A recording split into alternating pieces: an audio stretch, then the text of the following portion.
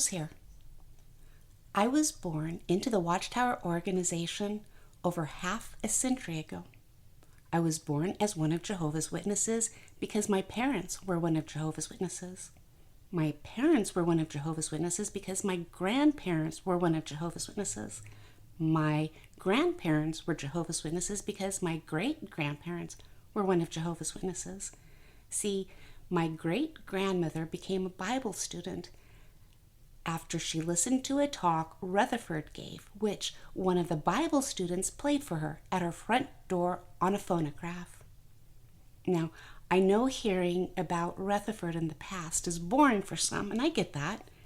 It's history that is well over 100 years old.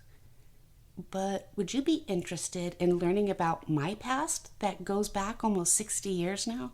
Oh my God, I hate saying that. It makes me sound so old.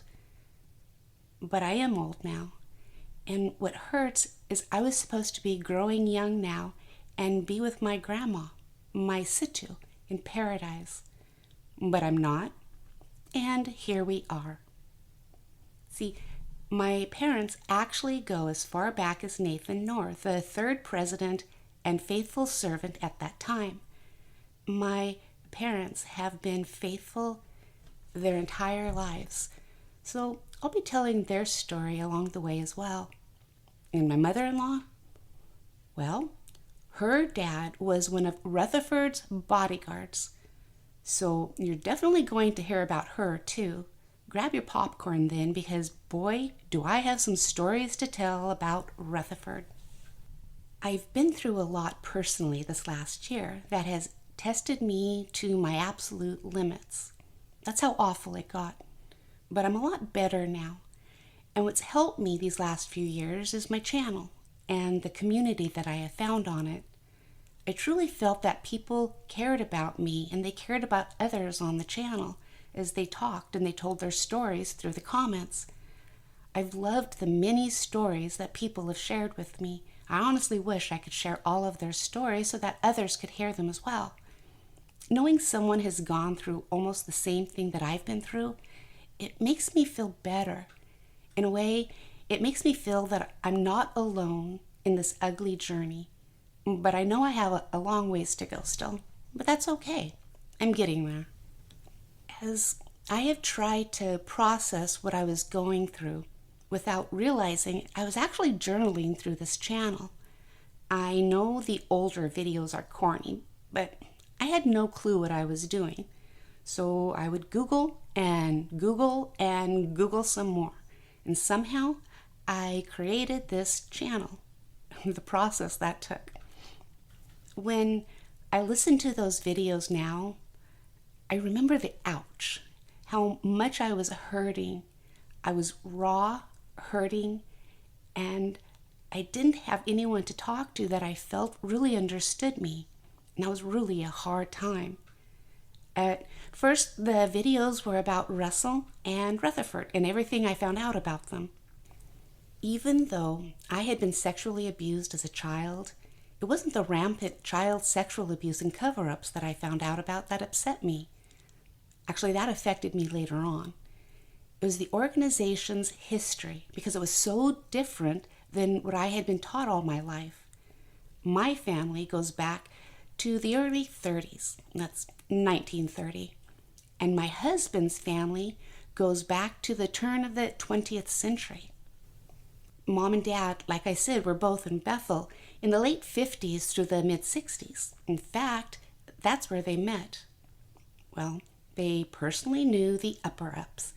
Nathan Knorr, who became the president after Rutherford, the infamous Fred Franz, and even his nephew, Raymond Franz. I heard all of Mom and Dad's stories, so I really thought I knew the organization's history. But the history I was taught was the history my parents were taught, even though they lived through a lot of that history. Does that make any sense? The history I found through my research was completely different than what my parents told me, because they only knew the whitewashed version. Somehow, my parents forgot what they had been through and what they were once taught. You would think that they would remember, but the organization is really good at erasing its past. It even made me forget my history, which is what I'm going to share now. When I first started my videos, I started sharing my thoughts, emotions, and opinions I felt as I was waking up. Now, if you watch any of those older videos, you can't judge me. I started this channel on a phone and a small 6x4 iPad. That's all I had to make my wonderfully produced videos back then. To disguise my voice, I bought an app that was supposed to disguise my voice, but it didn't work. So I talk like Minnie Mouse. I can't remember if I saved any of my Minnie Mouse videos though, and I was a terrible Minnie Mouse. But I did that because I was petrified I would be found out. And I want you to think about this. I was a grown woman in her 50s, and I was afraid that men in New York would find out I had a YouTube channel and what it was about. How ridiculous is that? Yet that's how much control that they exert over the members. The support I have received throughout the comments and community posts on my channel has helped me beyond words. They kept me going. So to everyone that has commented in some way, thank you. You literally saved my life. I want to start from the very beginning, from the very first things I remember. Because I'm a born-in witness, I've been one of Jehovah's Witnesses my entire life, and I'm almost 60 years old. That's a lot of history. You'd be surprised how different things are now from back then. Even now, though, due to the shunning policy and my very aged parents, I'm stuck until both of them are gone. They're too old and fragile, and they've believed with all of their hearts their entire lives.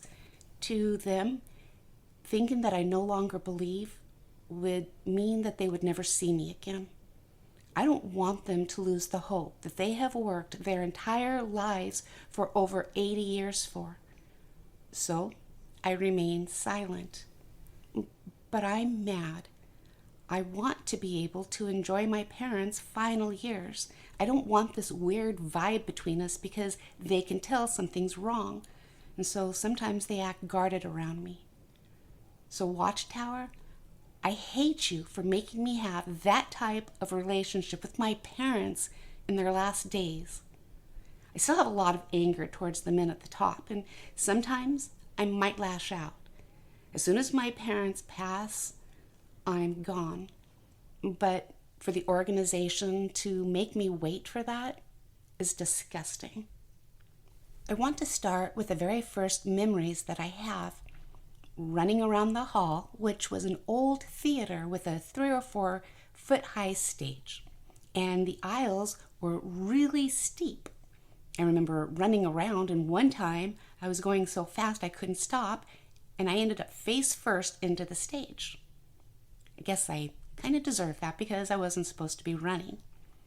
I remember my situ, my grandma, taking me to a little store that was connected to the theater to get bazooka bubblegum when I was really good at the meetings. And to be honest, she took me there after every meeting that they were open, and she would tell me just how good I was. My situ was very, very special to me. I remember driving to the Kingdom Hall one time to meet Mom and Dad with my grandparents, with my little sister and brother all under 4 in the back. We didn't have seat belts back then, you see, and us kids would just play in the back seat. Well, on the way to meeting, my jiddu, my grandpa, had to slam on the brakes. All I remember is my little brother flying through the air into the front and my situ catching him in mid-air.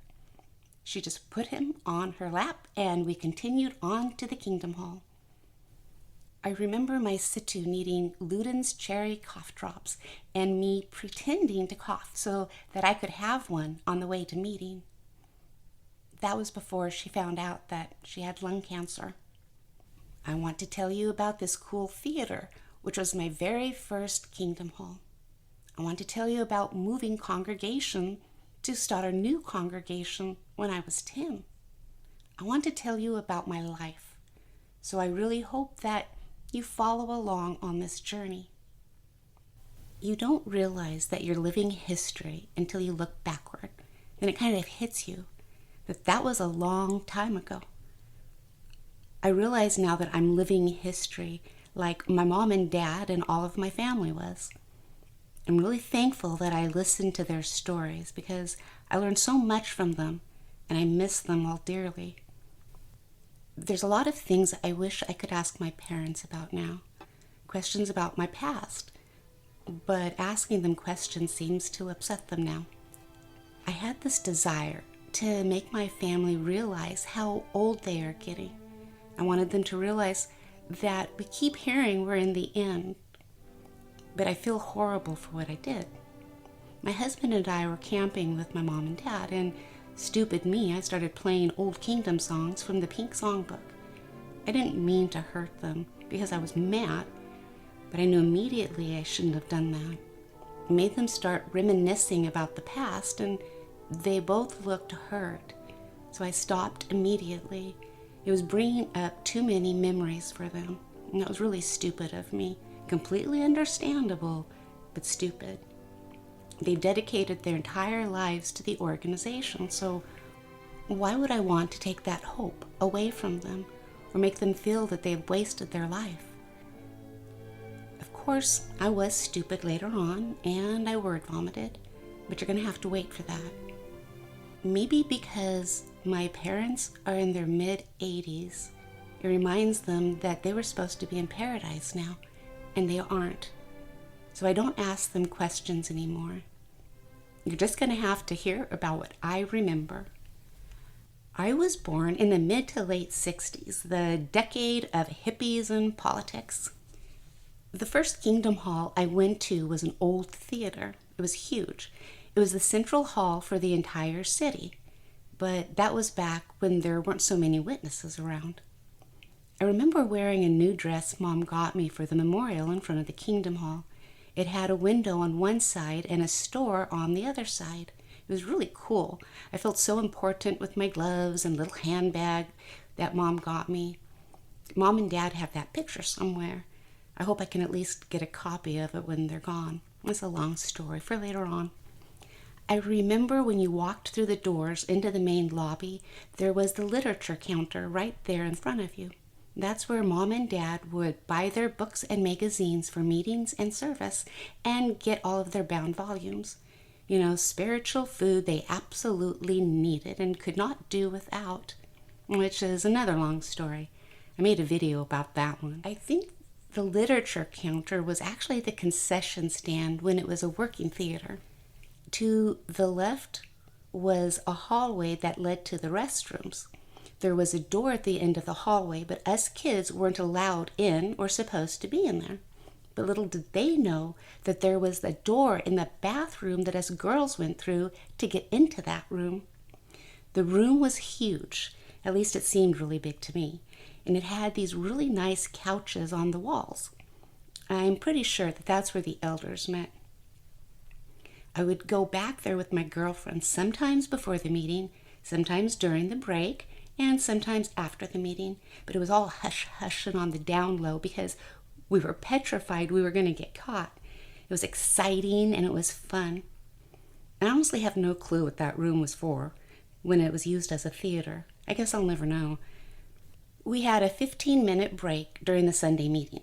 The break was between the public talk and the Watchtower study. One time during the break, my friends and I were running up and down the aisle, which were the old-fashioned, really steep ones. Trust me, it was steep. One time I was running down the aisle too fast, and I couldn't stop myself, so I ended up slamming face first into the stage. I guess it served me right for running.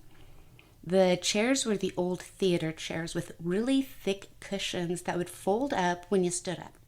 When I was about, 5 or 6, I heard my very first announcement of someone being disfellowshipped. It really made a big impact on me because the entire audience gasped and there was this really eerie silence. I had to ask my dad what it even meant. I remember her name and everything, where I was sitting, what I was thinking. See, they used to announce what you were disfellowshipped for. That was before they got sued for defamation of character and had to stop. Well, I remember her being disfellowshipped for fornication. And I had to ask my parents what both of those things meant. I don't think they really liked having to explain either one to me, and I get that. No parents wants to explain shunning and sex before marriage to a 5 or 6-year-old. Maybe that's when I got the birds and bees talk. In the back of the Kingdom Hall was where all of the time slips, the subscription slips, and any other slip you needed to fill out for your monthly reports were. There was this small wall counter. You could fill all the slips out and then slip them into a slot on either side of the counter. You put your time in one and subscriptions placed in the other one. Or, subscriptions sold. I remember the adults standing, waiting to be able to write down their time for the month. The congregation was huge and it filled up the entire theater. Now that I think about it, there weren't any contribution boxes. That came later after they stopped charging for the publications. The Kingdom Hall was used by everyone in the city and surrounding the city. It was really a beautiful theater. My mom and dad even got married in it. Now this won't mean anything to people under 50, but Max Larson was the one who married my mom and dad. Max would be like a helper in the writing department today. To the right of the service reports counter were the stairs that went up. And they were really cool stairs too. As you went up, they rounded the corner. Maybe it was just cool to me. I don't know. I was a kid. We had the second and third schools upstairs where you would give the talks. That's how large our congregation was.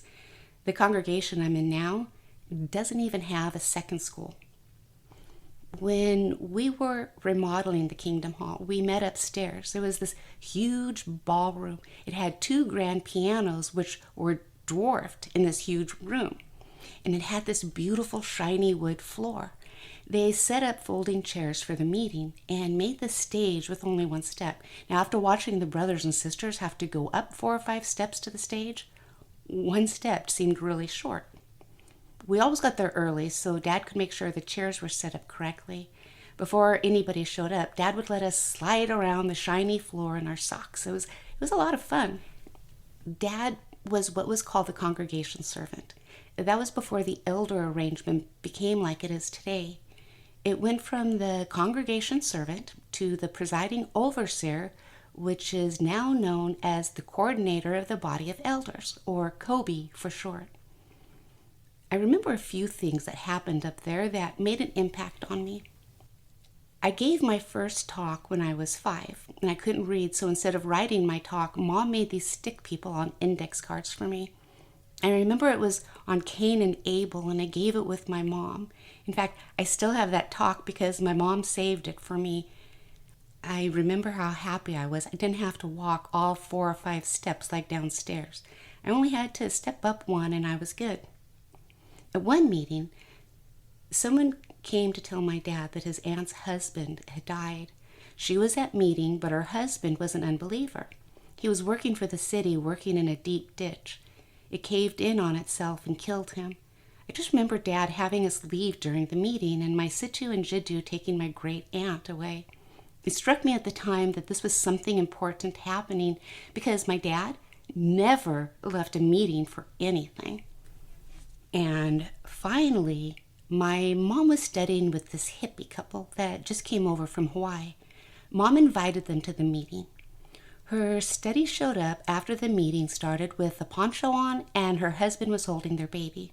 Well, I don't remember if they were sat there or if they just went up front, but they went up front and sat down. During the talk, their baby started to cry, which was normal. Her husband handed the baby to her and all of us thought she was going to go to the back to nurse her. Well, no.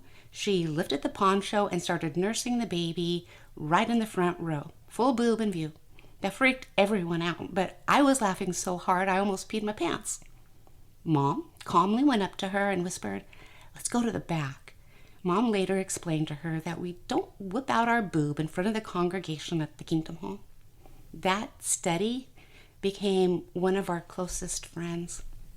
Anyhow, after the remodel, we were meeting downstairs again. None of us kids, teen and younger, liked the new remodel at all. We all liked the original theater better. Around that time, my best friend's brother died. There was this group of teenagers in our hall. I had a major crush on one of the guys. All the teens in the hall had gone to the ocean with a bunch of other friends in the city. His best friend and him were out goofing in the water, and a sneak wave hit them and pulled them out into the ocean. I guess a helicopter came and everything. They were pulling his friend out first, but when he saw my friend's brother still in the ocean, he dove back in thinking he could save him. They both died. Looking back, it was an older congregation at the time.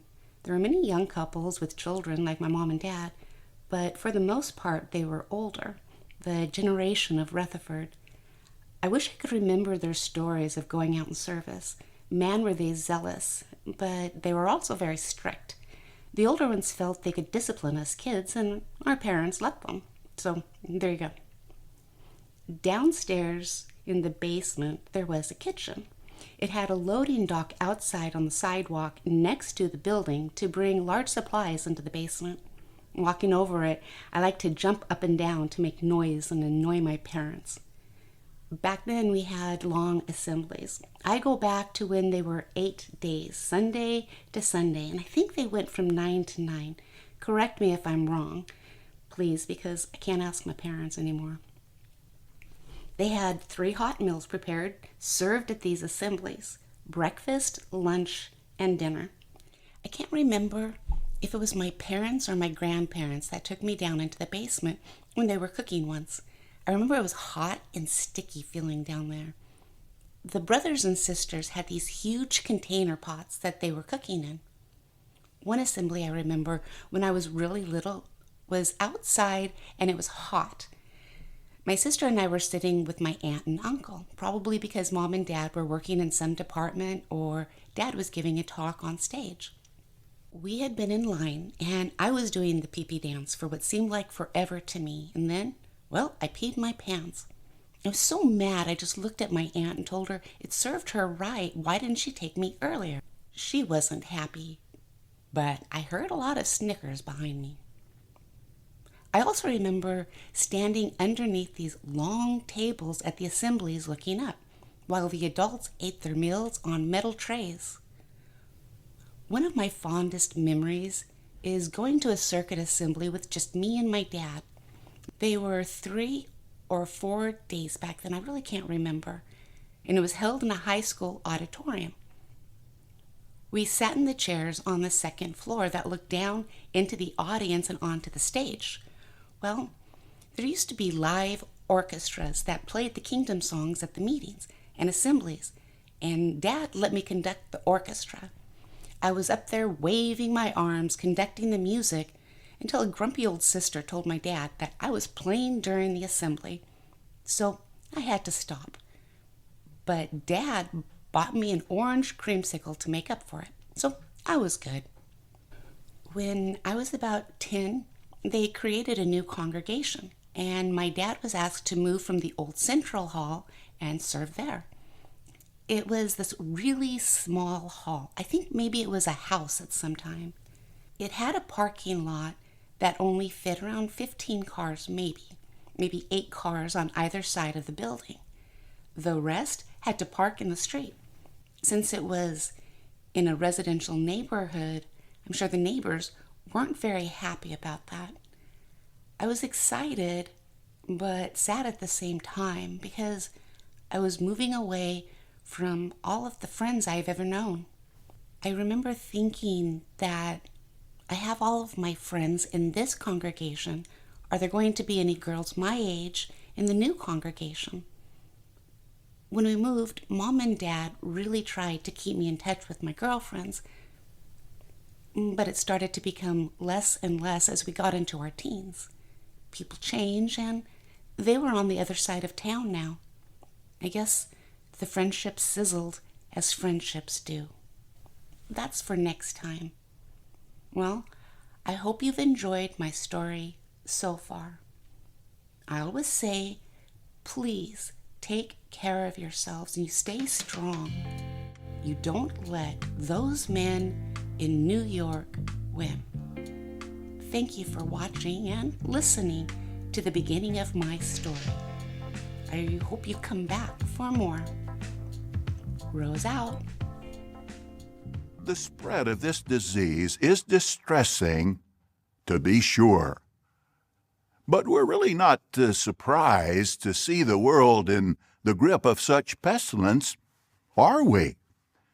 Jesus made it clear at Luke 21:11 that pestilence would be part of the sign of the last days. So the events unfolding around us are making clearer than ever that we're living in the final part of the last days, undoubtedly the final part of the final part of the last days, shortly before the last day of the last days.